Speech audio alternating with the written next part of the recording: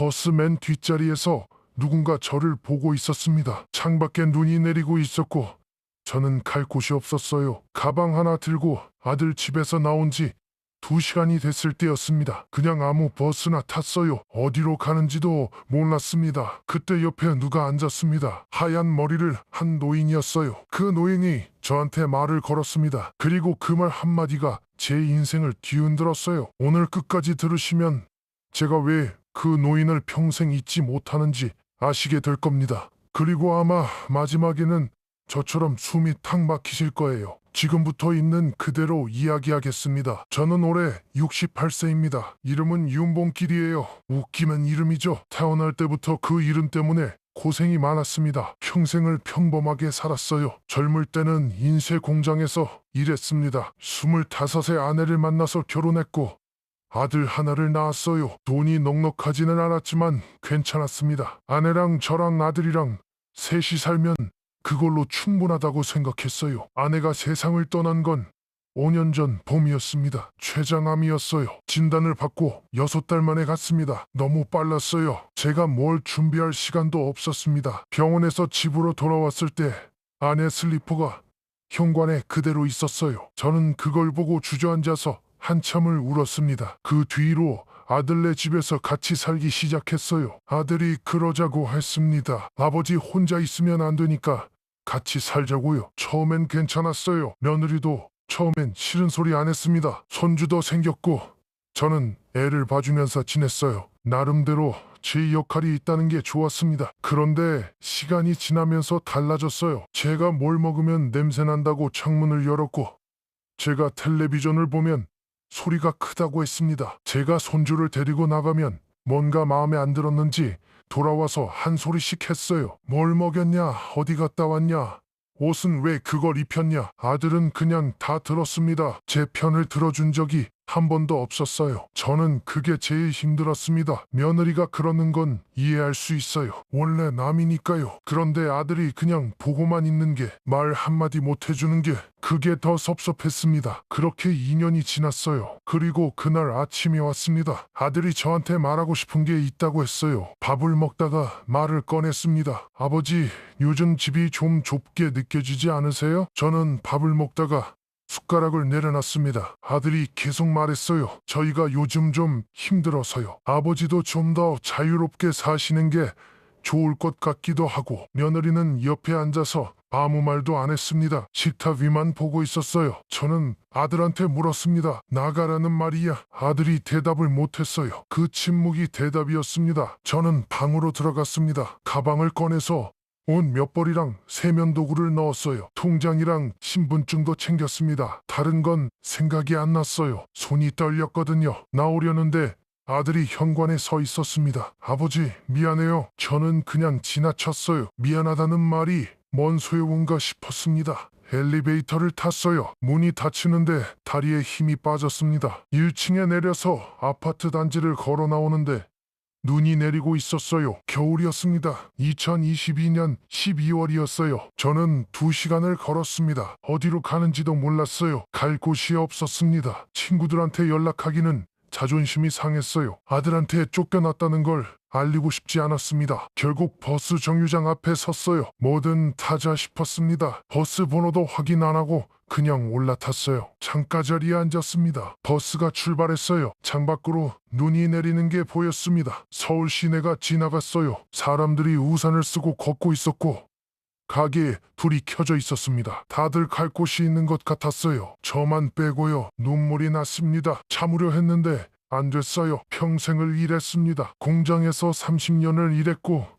아이 키우고 집장만 하고 아내 병원비 내고 그렇게 살았어요. 남들한테 손 벌린 적 없고 배 끼친 적 없고 그냥 열심히 살았습니다. 그런데 결국 이렇게 되는 거구나 싶었어요. 그때였습니다. 옆자리에 누가 앉았어요. 고개를 돌리지 않았습니다. 그냥 창밖을 보고 있었어요. 그런데 옆에서 목소리가 들렸습니다. 추운 날이네요. 저는 그냥 고개만 끄덕였어요. 그 노인이 다시 말했습니다. 집에서 나오셨습니까? 저는 그 말에 고개를 돌렸어요. 하얀 머리를 한 노인이었습니다. 나이는 저보다 10살 좀 많아 보였어요. 얼굴에 주름이 많았고 눈이 작았습니다. 그런데 그 눈이 이상하게 따뜻했어요. 저는 물었습니다. 어떻게 아셨어요? 노인이 웃었습니다. 나도 그랬거든요. 그 말이 뭔가 이상하게 들렸어요. 어떻게 한눈에 알아본 걸까요? 저는 물었습니다. 언제요? 노인이 창밖을 보면서 말했어요. 10년 전에요. 나도 이렇게 버스 탔습니다. 저는 아무 말도 못했어요. 노인이 계속 말했습니다. 아들한테요? 저는 고개를 끄덕였습니다. 노인이 말했어요. 며느리가 싫어했겠죠. 맞았습니다.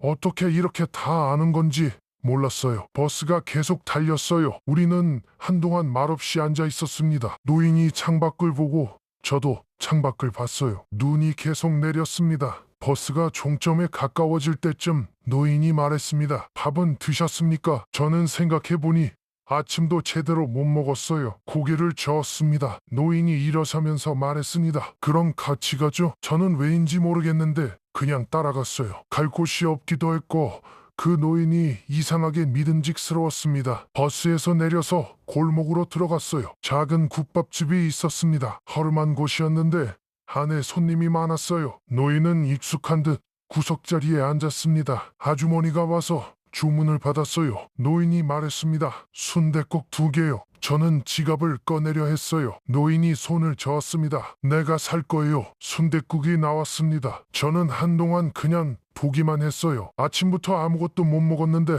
막상 앞에 있으니 먹을 수 있을지 몰랐습니다. 노인이 말했어요. 먹어요. 배고프면 생각이 안 납니다. 저는 천천히 숟가락을 들었어요. 국물을 한 모금 마셨습니다. 따뜻했어요. 뭔가 목에서 내려가는 느낌이 났습니다. 눈물이 날 것 같았는데 참았어요. 노인이 밥을 먹으면서 말했습니다. 나는 10년 전에 이 동네로 왔어요. 저는 국물을 먹으면서 들었습니다. 아들이 둘 있었는데 둘 다 같이 못 살겠다고 했어요. 그때 아내도 없었고 갈 곳이 없었습니다. 저랑 똑같았어요. 노인이 계속 말했습니다. 그때 나도 버스 탔어요. 이 동네 종점에서 내렸는데 갈 데가 없어서 그냥 근처 찜질방에서 잤습니다. 저는 찜질방 생각을 못했어요. 그날 저도 어디서 자야 하나 막막했거든요. 노인이 말했어요. 한 달을 찜질방에서 잤습니다. 그러다가 우연히 일자리를 구했어요. 저는 물었습니다. 무슨 일이요? 노인이 웃었습니다. 경비원이요. 저는 좀 의외였어요. 그 표정을 봤는지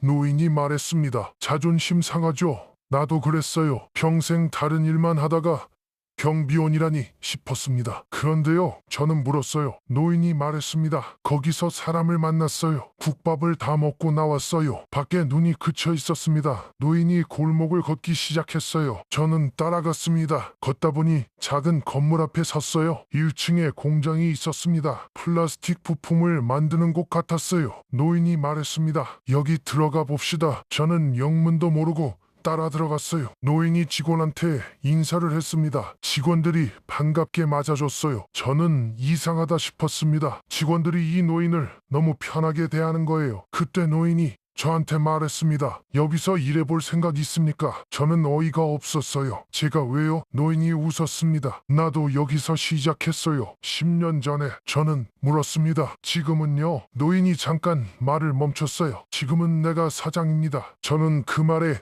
할 말이 없었어요. 10년 전에 찜질방에서 자던 사람이 지금은 공장 사장이라는 게 믿어지지 않았습니다. 노인이 말했어요. 나이 때문에 못하는 건 없어요. 다 핑계야. 진짜 문제는 시작을 안 하는 거예요. 그날 저는 결국 그 공장에서 일을 시작했습니다. 처음엔 포장 일이었어요. 부품을 박스에 넣고 봉하는 단순한 작업이었습니다. 솔직히 처음엔 자존심이 상했어요. 60이 넘어서 포장 알바를 하는 게, 인쇄 공장에서 30년을 일한 사람이 박스 테이프를 붙이는 게. 그런데 노인이 말했습니다. 첫날부터 잘하는 사람은 없어요. 자존심은 나중에 챙겨요. 지금은 그냥 해요. 그 말이 뭔가 마음에 박혔습니다. 일을 하면서 이상하게 생각이 비워졌어요. 아들 생각, 며느리 생각, 그날 아침 식탁 생각. 손을 움직이면 머릿속이 조용해졌습니다. 노인은 가끔 제 옆에 앉아서 이것저것 이야기를 했어요. 자기 젊을 때 이야기,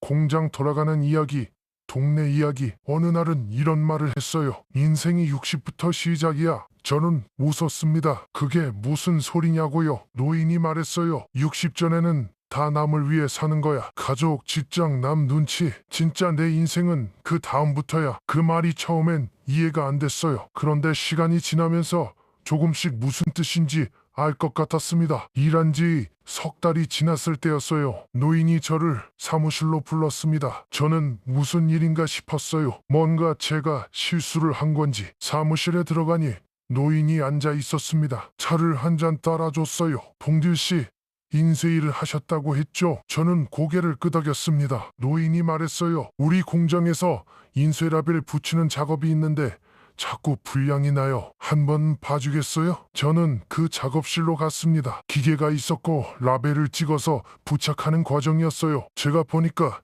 인쇄 압력 세팅이 잘못돼 있었습니다. 제가 조금 조정했어요. 불량이 사라졌습니다. 노인이 그걸 보더니 웃었어요. 역시 그날 이후로 저는 포장만 하는 게 아니라 인쇄 관련 공정도 맡게 됐습니다. 급여도 올랐어요. 처음으로 뭔가 인정받는 느낌이 들었어요. 그때까지 저는 아들한테 쫓겨난 늙은이라는 생각이 머릿속에 있었어요. 아무 쓸모없는 사람이라는 생각이요. 그런데 그 공장에서 제 손이 필요하다는 게 느껴지니까 달라졌습니다. 6개월이 지났을 때였어요. 퇴근하는데 노인이 말했습니다. 오늘 저녁 시간 있어요? 저는 고개를 끄덕였습니다. 갈 곳이 어디 있겠어요? 우리는 작은 포장마차에 앉았습니다. 소주 한 병이랑 안주를 시켰어요. 노인이 잔을 채워줬어요. 잘 지내고 있죠? 저는 그렇다고 했습니다. 진짜로요? 노인이 말했어요. 나 사실 봉길 씨한테 할 말이 있어요. 저는 의아했습니다. 노인이 잠깐 잔을 내려놓더니 말했어요. 나 내년에 이 공장 정리하려고 해요. 저는 놀랐습니다. 왜요? 노인이 말했습니다. 나이가 있잖아요. 이제 슬슬 쉬어야죠. 몸도 예전 같지 않고. 저는 그 말을 들으면서 뭔가 무너지는 것 같았어요. 이 공장이 없어지면 저는 또 어디로 가야 하나 싶었습니다. 그런데 노인이 다시 말했어요. 그래서 봉길 씨한테 넘기려고요. 저는 순간 잘못 들은 줄 알았어요. 저한테요? 노인이 고개를 끄덕였습니다. 저는 이해가 안 됐어요. 왜요? 저랑 아는 사이도 아니고 아직 6개월밖에 안 됐는데요. 노인이 말했습니다. 봉길 씨, 나 처음 봤을 때 눈이 나랑 똑같았어요. 저는 멈췄습니다. 노인이 말했어요. 다시 시작해야 하는 눈이요. 그 눈을 가진 사람은 망하지 않아요. 왜냐면 이미 바닥을 경험한 사람이니까. 저는 그 말에 할 말이 없었어요. 노인이 소주를 한 모금 마시고 말했습니다. 10년 전에 나도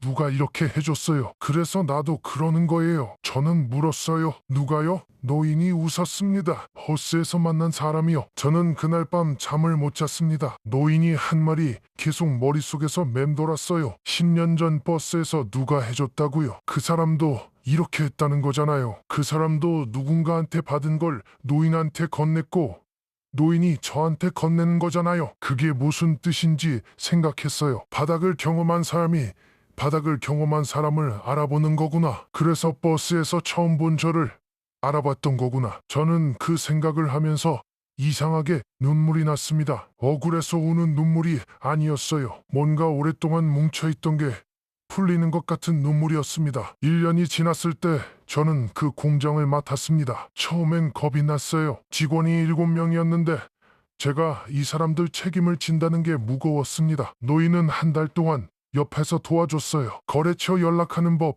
자재발주 넣는 법, 직원 급여 처리하는 법 하나씩 알려줬습니다. 그리고 어느 날 말했어요. 이제 됐어요. 나는 이제 제주도 가서 살 거야. 저는 웃으면서 물었습니다. 제주도요? 노인이 환하게 웃었습니다. 거기서 귤 농장 해보려고요. 죽기 전에 한번 해보고 싶었어요. 저는 그 말에 웃음이 났어요. 79세 노인이 귤 농장을 한다고요. 근데 이상하게 그 말이 기분 좋게 들렸습니다. 노인이 떠나는 날이었어요. 버스 터미널까지 배웅을 갔습니다. 노인이 캐리어를 들고 서 있었어요. 저는 뭐라고 해야 할지 몰랐습니다. 노인이 먼저 말했습니다. 봉길 씨, 인생은 말이야. 저는 들었어요. 끝나는 날이 아니라 포기하는 날 끝나는 거야. 저는 고개를 끄덕였습니다. 노인이 캐리어를 끌고 게이트 쪽으로 걸어갔어요. 저는 그 뒷모습을 봤습니다. 그때 생각이 났어요. 1년 전에 아무 버스나 타고 창밖을 보면서 울던 제가요. 그때 옆에 앉은 노인이 없었다면